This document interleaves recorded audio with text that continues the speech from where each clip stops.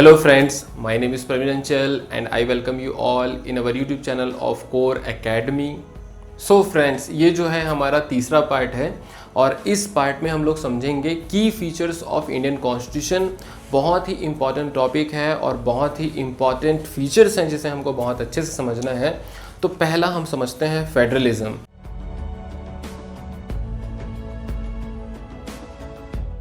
तो federalism topic start करने से पहले मैं आपको एक बात बताना चाहता हूँ कि ये इतना इम्पॉर्टेंट टॉपिक है कि इसके ऊपर में पूरा चैप्टर बन सकता है और एक चैप्टर है भी। जब आप क्लास 10th में जाएंगे तो जो आप सेकंड जब चैप्टर पढ़ेंगे डेमोक्रेटिक पॉलिटिक्स का, तो सेकंड चैप्टर क्या है बेटा? फेडरलिज्म है ना।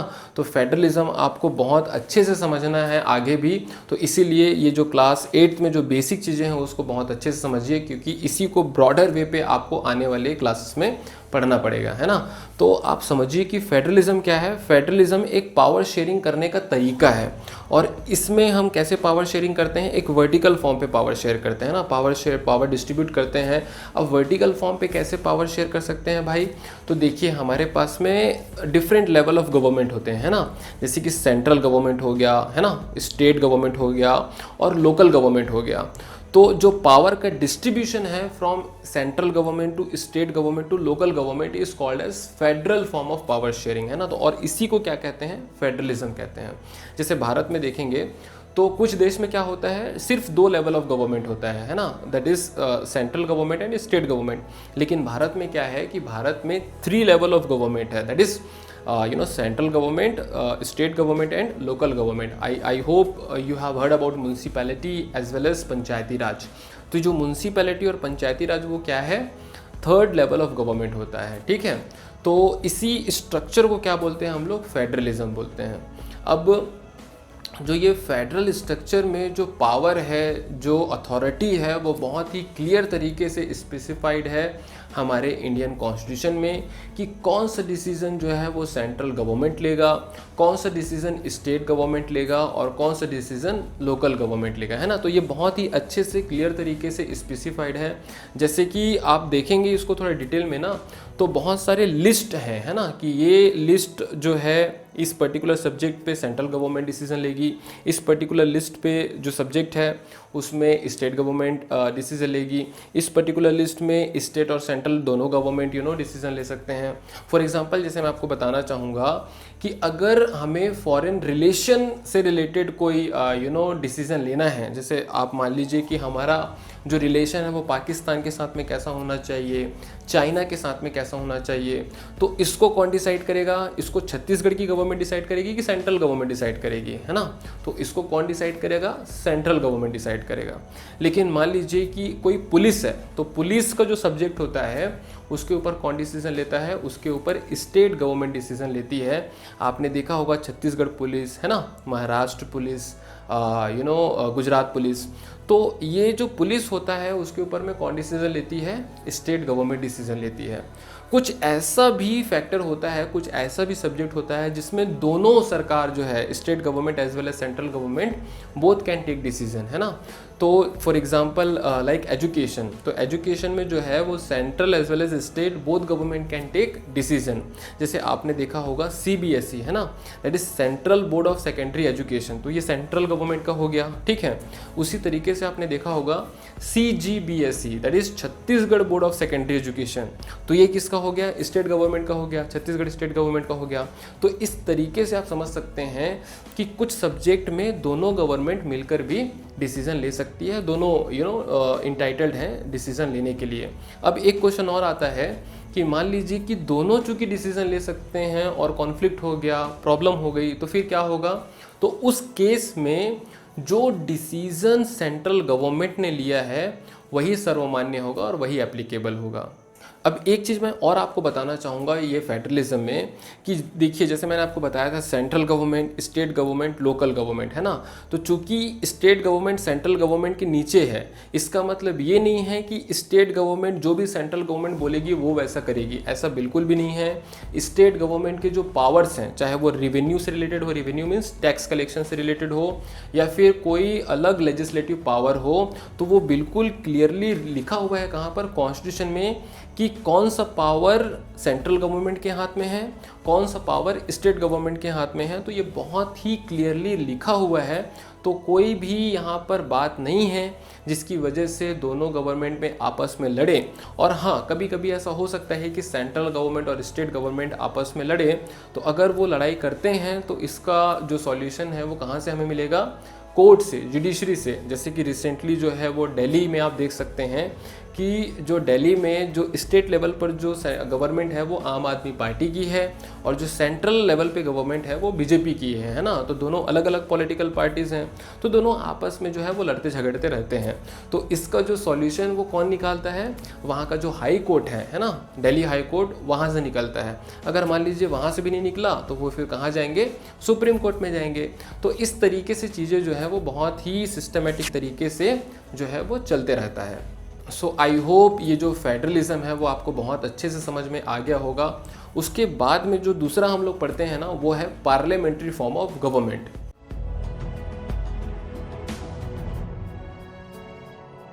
तो ये पार्लियामेंट्री फॉर्म ऑफ गवर्नमेंट होता क्या है? तो पार्लियामेंट्री फॉर्म ऑफ गवर्नमेंट मतलब कि जो पार्लियामेंट है वो सबसे इम्पॉर्टेंट बॉडी है किसी भी, जैसे भारत देश जो पार्लियामेंट्री फॉर्म ऑफ गवर्नमेंट को फॉलो करता है, तो यहाँ जो पार्लियामेंट होता है ना वो सबसे इम्पॉर्टेंट चीज़ होता है हमारे देश को रन करने के लिए। और चूंकि पार्लियामेंट में जो सबसे मुखिया होता है, लीडर होता है, उसे कहते हैं प्राइम मिनिस्टर। तो इसीलिए कई बार ये पार्लियामेंट्री फॉर्म ऑफ गवर्नमेंट को prime ministerial form of government भी कहा जाता है। एक और होता है जिसे प्रेसिडेंशियल फॉर्म ऑफ गवर्नमेंट कहते हैं। तो प्रेसिडेंशियल फॉर्म ऑफ गवर्नमेंट में कौन मुखिया होता है, प्रेसिडेंट, जैसे कि अमेरिका में होता है। तो अमेरिका में कोई प्राइम मिनिस्टर नहीं होता, अमेरिका में क्या होता है, प्रेसिडेंट होता है। लेकिन इंडिया में क्या होता है, इंडिया में प्राइम मिनिस्टर होता है। चूँकि प्राइम मिनिस्टर पार्लियामेंट का सबसे हेड होता है, इसीलिए इसे पार्लियामेंट्री फॉर्म ऑफ गवर्नमेंट भी कहा जाता है और कई बार इसे prime ministerial form of government भी कहा जाता है। इसमें देखिए, जैसा आप लोग जानती हैं कि जो हमारा पार्लियामेंट होता है उसमें दो हाउस होते हैं ना, एक राज्यसभा और एक लोकसभा। और इस पर्टिकुलर पार्लियामेंट का जो हेड होता है, मुखिया होता है, वो प्राइम मिनिस्टर होता है और उनके ऊपर भी जो है वो कौन होते हैं, प्रेसिडेंट होते हैं।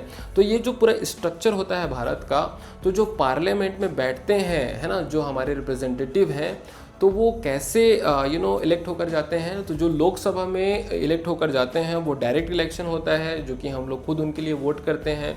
और जो राज्यसभा में जाते हैं वो इनडायरेक्टली वोटिंग होता है, जो कि हमारे इलेक्टेड रिप्रेजेंटेटिव्स ही उनको चुनकर वहाँ पर भेजते हैं। इसलिए डायरेक्ट लोग उनके लिए वोट नहीं करते हैं, इसलिए उनको क्या कहा जाता है, इनडायरेक्ट फॉर्म ऑफ इलेक्शन, है ना। तो राज्यसभा और लोकसभा दोनों जो है वो बहुत ही इंपॉर्टेंट हाउस हैं हमारे पार्लियामेंट के। और जो लोग उनको चुन के भेजते हैं, उन लोगों के पास क्या होता है, वोटिंग राइट्स होता है, जिसे हम कहते हैं यूनिवर्सल एडल्ट फ्रेंचाइज। अब ये जो यूनिवर्सल एडल्ट फ्रेंचाइज क्या है कि लोगों के पास में वोटिंग अधिकार होना। अब इसका मतलब ये नहीं है कि सभी को वोटिंग राइट मिल जाएगा, है ना। इसका मतलब ये है कि यूनिवर्सल मीन्स व्हाट, सभी के लिए, है ना। लेकिन दूसरा वर्ड आप देखिए, एडल्ट, यूनिवर्सल एडल्ट। तो एडल्ट मीन्स क्या, 18 और अबव। तो आपका जो मिनिमम एज होना चाहिए ना, वो कितना होना चाहिए, 18 साल होना चाहिए। और उसके बाद यूनिवर्सल एडल्ट सफ्रेज और यूनिवर्सल एडल्ट फ्रेंचाइज। तो इसका मतलब क्या होता है कि वोट करने का पावर, वोट करने का अधिकार, है ना। तो हमारे देश में सभी लोग, चाहे वो हिंदू हो, चाहे मुस्लिम हो, चाहे किसी भी रिलीजियस ग्रुप से हो, चाहे वो अपर कास्ट हो, चाहे लोअर कास्ट हो, चाहे एजुकेटेड हो, चाहे अनएजुकेटेड हो, चाहे मेल हो, चाहे फीमेल हो, चाहे रूरल हो, चाहे अर्बन हो, सभी लोगों को जो है इक्वल वोटिंग राइट्स मिलेगा अगर वो 18 साल या उससे अधिक के हो चुके हैं तो। और इसके साथ में मैं एक चीज़ और आपको बताना चाहूँगा कि जो पार्लियामेंट है वो करती क्या है ना। तो पार्लियामेंट हमारे देश को चलाती है, हमारे देश को गवर्न करती है। कैसे देश को गवर्न करेगी भाई, कैसे देश को चलाएगी, तो वहाँ पर जो है वो रूल्स एंड रेगुलेशन बनाया जाता है। क्या बनाया जाता है, रूल्स एंड रेगुलेशन। देखिए, वो रूल्स एंड रेगुलेशंस बना भी सकते हैं, जो एग्जिस्टिंग रूल्स एंड रेगुलेशन है उसको डिलीट भी कर सकते हैं, हटा भी सकते हैं। वो जो रूल्स एंड रेगुलेशन में अगर मान लीजिए कि कुछ चेंजेस करना है, कुछ अपडेशन करना है, तो वो अमेंडमेंट भी कर सकते हैं। अमेंडमेंट मतलब क्या होता है, चेंजेस करना, है ना। तो क्या मैंने बोला कि पहला वो नया रूल बना सकते हैं। वो अगर कोई एग्जिस्टिंग रूल है और वो उतना रेलेवेंट नहीं है आज की डेट में, तो उसे डिलीट भी कर सकते हैं। और अगर कोई रूल है और उसमें एज पर प्रेजेंट सिचुएशन अगर हमको कोई चेंजेस करना है तो वो अपडेशन भी कर सकते हैं। ठीक है, तो इतनी सारी चीज़ें कौन करता है, हमारे जो इलेक्टेड रिप्रेजेंटेटिव्स जो कि पार्लियामेंट में बैठे हुए हैं वो कर सकते हैं, जिन्हें हम लोग क्या कहते हैं प्यार से एमपी, है ना। MP means member of parliament. So I hope this parliamentary form of government is very much clear to all of you. अब इसके बाद में जो तीसरा बहुत ही इंपॉर्टेंट फीचर है वो है सेपरेशन ऑफ पावर।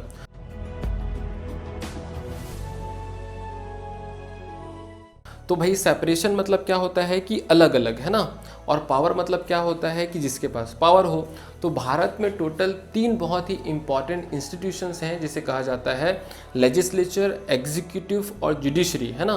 तो ये देखिए लेजिस्लेचर, एग्जीक्यूटिव, जुडिशरी ना एक बराबर लेवल पे होते हैं, इसलिए ये जो पर्टिकुलर पावर का सेपरेशन है, पावर का जो शेयरिंग है, पावर का जो डिस्ट्रीब्यूशन है, उसे क्या कहा जाता है, horizontal form of power sharing. क्या कहा जाता है, horizontal form of power sharing. ये कुछ मैं टेक्निकल टर्म्स आप लोगों को इसलिए बता रहा हूँ क्योंकि जब आप हायर क्लासेस में जाएंगे तो कुछ ऐसा ही आपको पढ़ने को मिलेगा, है ना। तो जो लेजिस्लेचर है, एग्जीक्यूटिव है और जो जुडिशरी है, उनके पावर्स को बहुत अच्छे से क्लियरली स्पेसिफाइड किया गया है इंडियन कॉन्स्टिट्यूशन में, ताकि वो एक दूसरे के ऊपर ओवरलैप ना करें। तो मैं बहुत ही शॉर्ट में आपको बताता हूँ।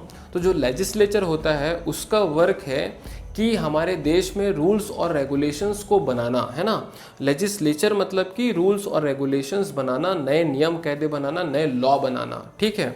और उस लॉ को इम्प्लीमेंट कौन करता है, तो उस लॉ को इम्प्लीमेंट कौन करेगा भाई, हमारे एग्जीक्यूटिव्स। तो एग्जीक्यूटिव्स में क्या ले सकते हो आप, जो हमारे आईएएस ऑफिसर होते हैं, जो कलेक्टर हैं, है ना, जो हमारे आईपीएस ऑफिसर हैं, जो पुलिस ऑफिसर्स हैं। तो उनका काम क्या होता है कि इस पर्टिकुलर रूल और रेगुलेशन को इम्प्लीमेंट कराना देश में, है ना। तो लेजिस्लेचर का काम क्या हुआ कि लॉ को बनाना।